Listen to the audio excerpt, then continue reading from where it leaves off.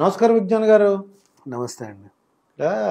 ఒక హీరోయిన్ ఒక షాప్ ఓపెనింగ్కి వెళ్తుంటారు. వాళ్ళు ఒక 25 లక్షలు 30 లక్షలు 50 లక్షలు తీసుకుంటారండి, ₹1,00,00,000 అలాగా.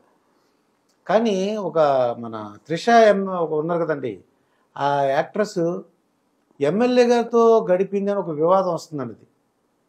అది అమౌంట్ కూడా ఎంతో వస్తుంది. అసలు ఏంటంటారు దీన్ని ఎలా చూడాలి మనం? రీసెంట్ ఇష్యూలో చాలామంది కెమెరాల ముందుకు వచ్చినప్పుడు, మైకుల ముందుకు వచ్చినప్పుడు, మొహం మీద మైకులు పెట్టినప్పుడు ఏదో మాట్లాడాలనుకుంటారు. కొంతమందికి అత్యుత్సాహం ప్రదర్శిస్తారు, ఇంకొంతమందికి తెలియక ఏదో మాట్లాడాలనుకుంటారు. కొంతమంది ప్రిపేర్ అవ్వకుండా వస్తారు, కొంతమంది ప్రిపేర్ అయ్యి వచ్చినా కూడా తెలియకుండా కొన్ని సందర్భాల్లో డొర్లుతాయి. ఫర్ ఎగ్జాంపుల్ ఇదే త్రిష ఇష్యూ చూసుకుంటే, మన్సూర్ అలీని చాలా మంది తిట్టారు. అఫ్ కోర్స్ ఆయన చేసింది తప్పే, కాదన్ను, అలా అనకుండా ఉండాల్సింది. కానీ పాపం తను తెలియకుండానే అన్నాడు.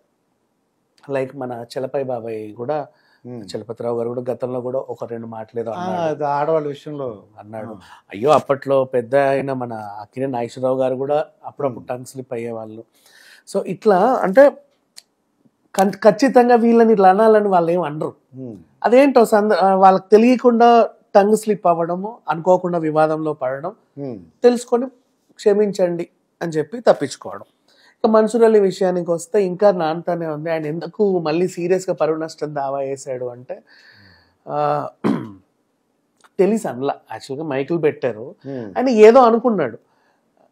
నాకు బెడ్రూమ్ సీన్ ఉంటుందేమో అనుకున్నాను, నేను రేపులు చేసే విలన్ని, ఈవిడతో కూడా నాకు బెడ్రూమ్ సీన్ ఉంటుందేమో అనుకున్నాను, కానీ ఉండలేదు. ఆమె అక్కడ ఉంది, నేను ఇక్కడ ఉన్నాను అంటే షూటింగ్లలో సరదాగా మనకి సెట్ వెనకాల మాట్లాడుకునే భాషని ఆయన కెమెరా ముందు మాట్లాడాడు అంతే.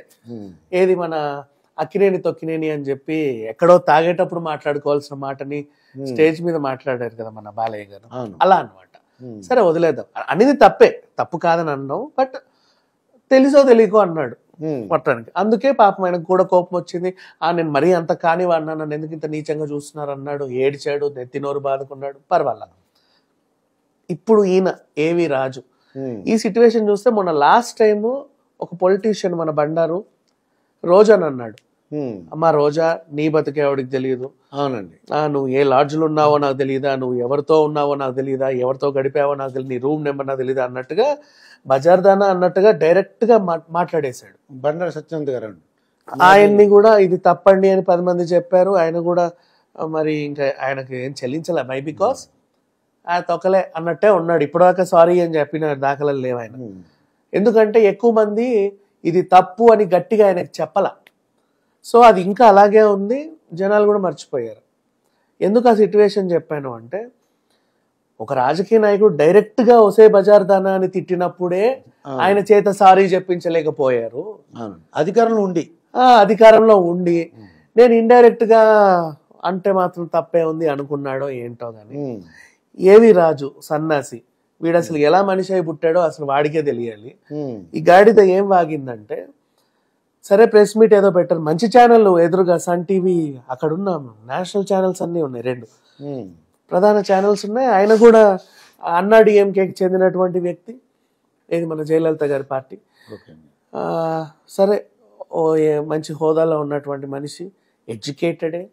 సందర్భాల్లో ఇప్పుడు నువ్వు రాజకీయాల్లో ఉన్నావు, ప్రతిపక్షాన్ని విమర్శించాలి. ఏమనాలి నువ్వు? ఒరేయ్ సన్నాసులారా, మీరు ఏ లాడ్జీలోకి వెళ్తున్నారో మాకు తెలియదా, ఎంతమందితో కులుకుతున్నారో మాకు తెలియదా, మీ గెస్ట్ హౌస్కి ఎవడొస్తున్నాడో ఎవడబోతున్నాడో మాకు తెలియదా, ఇలాంటి మాటలు అంటే వాళ్ళు ఏమంటారు? ఎరా నువ్వు చూసావా, ఆధారాలతో పెట్టు, నీ బతుకు మాకు తెలియదా, నువ్వు అది నువ్వు ఈ పర్లా వింటూనే ఉన్నాం కదా చాలా సార్లు, అలవాటైపోయింది జనాలకు. త్రిష ఎందుకు వచ్చింది మధ్యలో నీ గెస్ట్ హౌస్ కి? అంతేనా? నువ్వు మీ ఫామ్ హౌస్ కి 25 లక్షలు పెట్టి త్రిషని తెచ్చుకోలేదా నాకు తెలియదా అని అతన్ని అన్నావు. నువ్వు అతన్ని తిట్టాలని అన్నావు, మధ్యలో నీ త్రిష ఎందుకు వచ్చింది?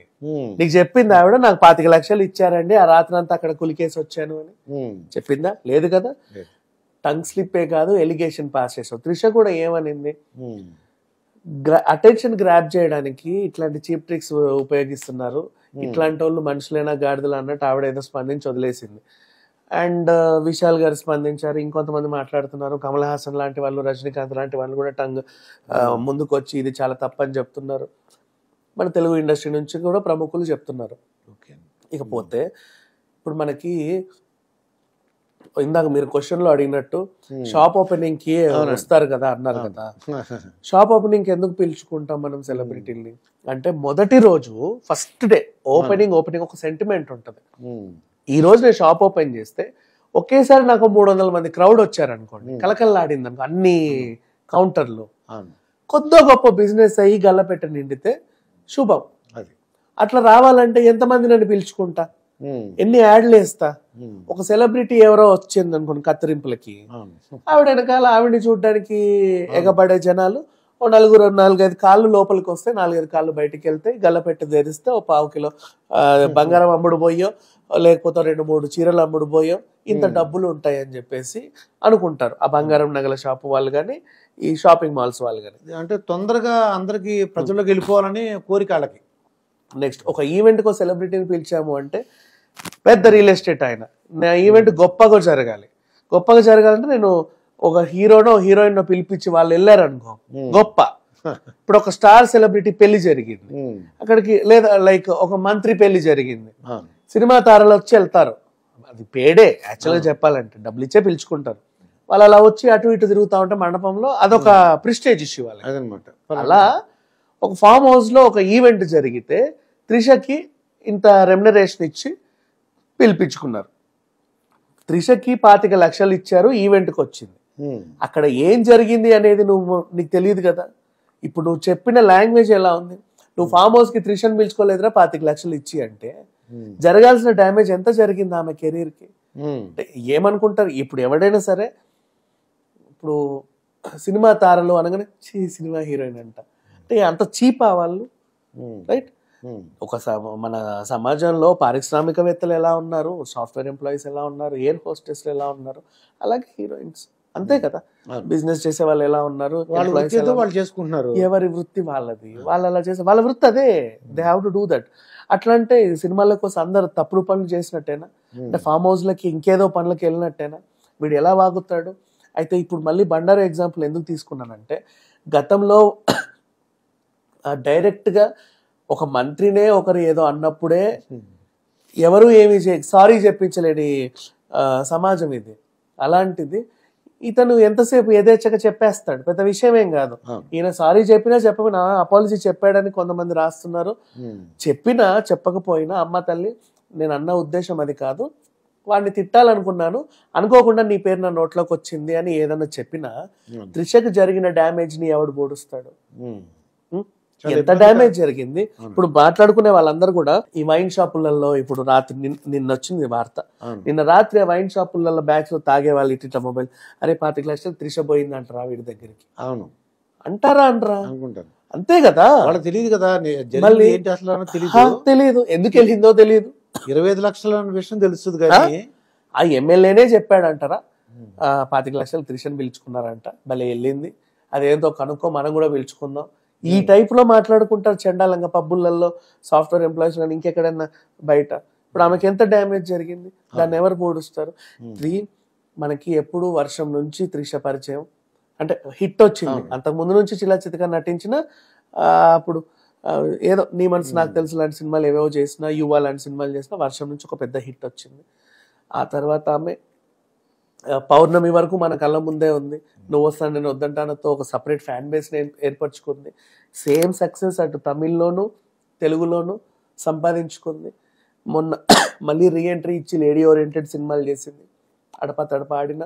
మొన్న పొన్నియిన్ సెల్వన్తో మళ్ళీ ఫామ్లోకి వచ్చింది. ఇప్పుడు మళ్ళీ చిరంజీవికి త్రిష 18 ఏళ్ల తర్వాత, అప్పుడెప్పుడో స్టాలిన్, ఇప్పుడు మళ్ళీ వచ్చింది. అంటే ఇంకా తన గ్లామర్ని మెయింటైన్ చేసుకుంటా, ఇంకా ఒక స్టార్ హీరోని కొనసాగుతా. మొన్న లియోలో చేసింది, అఫ్ కోర్స్ ఆ లియో వివాదమే ఇందాక మాట్లాడుకున్నాం. ఇంత చక్కగా కెరీర్ కొనసాగిస్తా, ఇన్నేళ్ల తర్వాత, ఇన్నేళ్లకి కూడా ప్రేక్షకులు ఎంటర్టైన్ చేస్తా ఉన్నటువంటి అమ్మాయిని, అంత పెద్ద స్టార్ హీరోయిన్, అంటే అందరికీ తెలిసినటువంటి అమ్మాయిని కొంత కాలంగా, ఇప్పుడు 90s కిడ్స్ అందరికీ త్రిష తెలుసు కదా, 2000 కిడ్స్ అందరికీ త్రిష తెలుసు, వాళ్ళే ఉన్నారు ఇప్పుడు సమాజంలో మొత్తం, అందరికీ త్రిష తెలుసు. అలాంటి అమ్మాయిని పట్టుకొని 25 లక్షలకి ఫామ్ హౌస్కి వెళ్ళిందంట ఒక్క మాట, ఎంత చీప్గా ఉంది అది. నేనేమంటున్నానంటే, ఇలాంటి వాగుడు వాగినప్పుడే ఆ త్రిష చేతే వీళ్ళని పబ్లిక్ ప్లాట్ఫామ్ మీద అదే చెప్పుతో కొట్టించారు అనుకోండి, దాన్ని రికార్డ్ చేసి అన్ని ఛానల్స్ లో వేస్తే ఇంకొకడు గొంతు బయటికి రాకుండా మాట్లాడడానికి భయపడతాడు. నిజంగా కూడా అట్లాంటి పనులు ఎవరు చేస్తున్నాడు? డైరెక్ట్ మంత్రులను తిడితేనే అడిగిన దాఖలాలు లేవు. ఓ మాజీ మంత్రి వచ్చి ఫామ్ లో ఉన్న మంత్రిని తిడితేనే ఇప్పటిదాకా ఏమీ చేయలేకపోయారు. అలాంటిది ఇప్పుడు వాగడ, రేపు ఇంకొకడు కూడా వాగుతాడు.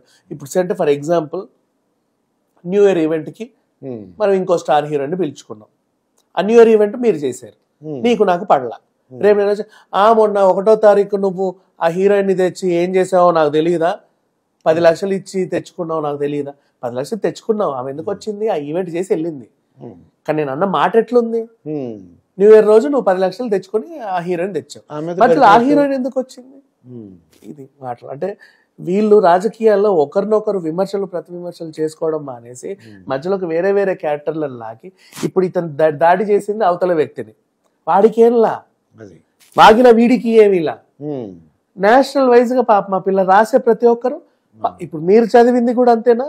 25 లక్షలకి ఫామ్ హౌస్ కి వెళ్ళిన త్రిష ఎలా ఉంది? ఎంత చండాలంగా ఉంది. ఆ అమ్మాయికి ఎంత డ్యామేజ్ జరుగుంటది?